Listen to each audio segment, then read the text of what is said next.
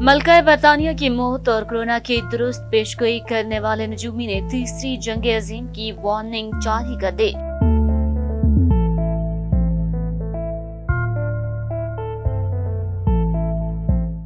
मुस्तकबिल का हाल बताने के दावेदार एक नजूमी जिसे जदीद दौर का नोस्ट्राडेमस कहा जाता है, उसने दावा किया है कि इसे दुनिया को बचाने के लिए तहाइफ से नवाजा गया है। इसने दुनिया को जोहरी खतरे के बारे में खबरदार किया है। ब्राजील के रेवेन्यू पॉलिस से ताल्लुक रखने वाले एथोस सलोमी के मुताबिक उसने मलका बरतानिया की मौत, कोरोना वायरस के फैलाव और एलन मस्क के ट्विटर खरीदने की पेशगोई की थी। इसके अलावा उसने पेशगोई भी की थी कि ऐसे रिपोर्ट बना दिए जाएंगे जो इंसानों की जगह काम करेंगे। उन्होंने ये पेशगोई एलन मस्क के ऑप्टिमिस्ट ह्यूमनाइज्ड का ऐलान करने से पहले की थी। इस नजूमी का कहना है कि तीसरी जंग अजीम बहुत करीब है, बल्कि इसका आगाज उस वक्त हो गया था जब रूस ने यूक्रेन पर हमला किया था। एथोस के मुताबिक वो इस पर यकीन नहीं करता, लेकिन साइंस ने साबित करना शुरू कर दिया कि मेरी सलाहियतें हकीकी हैं। चंद माह कबल मेरी पेशगोइयों की फहरिस्त और तकनीकी तज्जिये से गुजरा हूँ और इसमें कोई चालबाजी साबित नहीं हुई। 12 साल की उम्र में मैंने महसूस किया कि मैं दूसरे लोगों से मुख्तलिफ हूँ। इन वाक़यात को महसूस करने, सुनने और बात करने की ज्यादा